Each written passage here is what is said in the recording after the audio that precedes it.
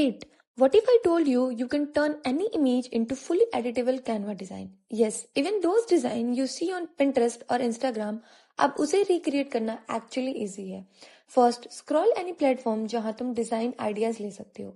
For me, it's Pinterest, but you can use anything. See a design you like, don't just admire it, just save it for later. Now open Canva और एक blank template create कर लो.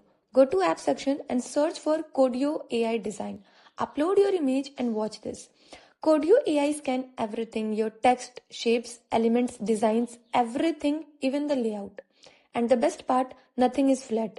You can edit text, move elements, change colors, just like a normal Canva template. So the next time when a client says, I want something like this, तुम confused नहीं होंगे. You don't need hours anymore. अब तुम minutes में recreates कर सकते हो. अगर तुम Canva से real learning start करना चाहते हो, link profile में है. Follow me for more simple Canva tips and real learning ideas. Thank you.